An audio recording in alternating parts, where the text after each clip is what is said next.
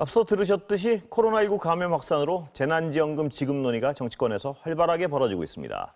재난지원금 과연 다시 지급해야 하는지, 지급한다면 어느 범위로 어느 정도가 되어야 하는지 결정해야 할 사안들이 많습니다. 이 문제 한번 짚어보겠습니다. 이성일 선임기자 나와 있습니다.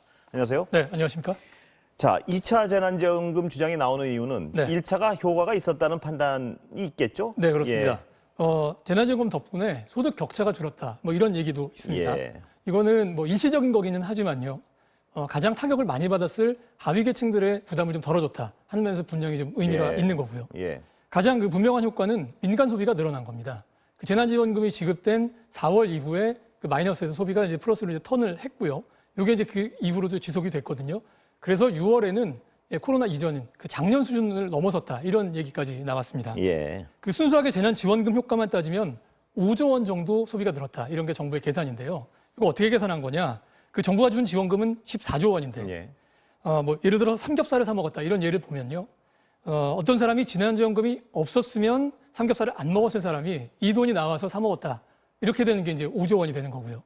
같이 삼겹살을 먹었다 하더라도 재난지원금을 이걸 원래 사 먹을 생각이었는데 마침 재난지원금이 들어왔다. 예. 그래서 이 돈으로 다른 걸 사거나 저축을 할 수도 있겠죠. 뭐 이렇게 된 게 이제 9조 원이라는 겁니다. 예. 그렇게 되면 삼겹살의 소비가 늘어난 효과만 따지면 이게 5조 원이다. 이런 게 이제 정부 계산이거든요. 예. 근데 뭐 계산 방법은 어쨌든 간에 논란의 여지가 없는 것은 방역을 잘한 것이 결국엔 이 재난지원금의 효과도 크게 볼 수 있었던 예. 것이다. 뭐 이런 면에서는 이견이 없는 것 같습니다. 자, 그렇다면 1차 재난지원금의 효과는 분명히 어떤 이견 없이 네, 맞습니다. 있었다는 건 분명하니까 지금 예. 여야도 다 더 지급해야 된다는 그렇죠. 쪽으로 방향을 잡아가고 있는데요. 네. 문제는 재정 아니겠습니까? 네, 그렇죠. 예. 재난지원금 지급한 데 필요한 돈이 지난번에 14조 원이었거든요. 예. 근데 이걸 마련한 방법 중에 하나가 그 다른 곳에 쓰기로 했던 예산 가운데 안 쓴 거 쓰지 않아도 될 부분들을 잘 모아서 이 돈을 만든 거예요. 예. 그런데 지금은 군사를 다 빼서 더 이상 다이어트 할 게 없다. 이런 게 이제 정부의 입장입니다. 그 여기에다가 상반기에 거친 세금 보니까 예상보다 23조 원이나 줄었다고 합니다. 그 적자도 한 121조 원 정도 났는데 200조 원 걷고서 100조 원 넘게 적자가 났으니까 적자율 한 50%쯤 되는 거잖아요. 이걸 메우는 방법은 이제 두 가지입니다. 세금을 올리는 게 하나의 방법인데 지금 뭐 기업이나 상공인이나 다 어려운 상황에서 세금 올리자는 말 하기는 굉장히 어려울 거고요. 예. 그러다 보니까 나오는 게 이제 국채입니까? 정부가 그렇죠. 예. 직접 빚을 지는 방법인데요. 뭐 이것도 아까 또 말씀을 좀 예. 하셨지만 여러 가지 고려해야 될 부분이 많습니다. 그러니까 결국은 일단은 방역에 힘을 쏟자 이런 정부 그 방침이 예. 나오게 되는 것 아닌가 싶습니다. 고민을 엿볼 수 있는 거군요. 네, 그렇습니다. 예. 예. 그러면 재난지원금 얘기는 이따가 조금 시간이 되면 다시 네, 네, 하고 네. 지금 짚어보지 않을 수 없는 부분이 부동산인데요. 네네. 부동산 대책 나왔는데 시장에서 어떻게 반응하고 있습니까?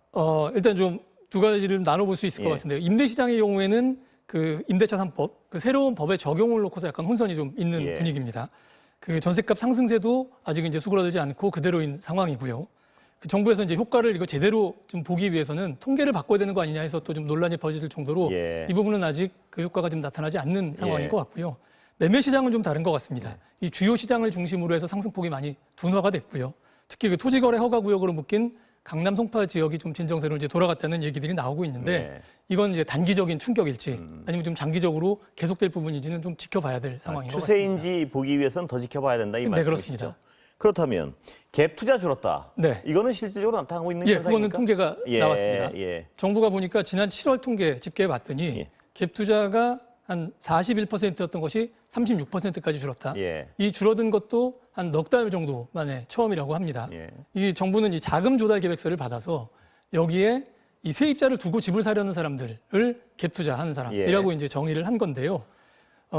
이게 이제 이렇게 줄어든 이유는 집을 새로 사는 경우에 이 사람이 전세를 살면서 전세 차출을 받았다면 예. 이 대출을 빨리 갚아라라고 얘기를 했던 게 6.17 조치에 나와 있는 거거든요. 그렇습니다. 예. 요거의 영향이라고 예. 일단 분석이 됩니다. 그러면 이건 어떤 추세선으로 완전히 갭 투자는 좀 줄어들 것이다 이렇게 볼 수도 있는 건가요 지금? 요거는 앞의 상황보다는 좀 더 맞는 것 같은데요. 요것도 좀 장기적인 추세는 좀 지켜봐야 할 것 같습니다. 예. 그래도 이건 하여튼 가시적이고 분명하게 갭 투자는 상당 부분 줄어들고 있다 이렇게 예. 판단할 수 있다는 네, 말씀이시죠? 네, 그렇습니다. 근데 신용대출을 들여다보겠다. 네, 네. 이건 어떤 의미인가요? 신용대출이요. 예. 신용대출의 경우에는 이 신용대출이 지금 이게 집을 사는 자금으로 예. 쓰이는 거 아니냐. 예. 뭐 이런 걱정 때문이거든요. 그거랑 그러면 네. 은행들 상대로 담보대출 실태 점검한다.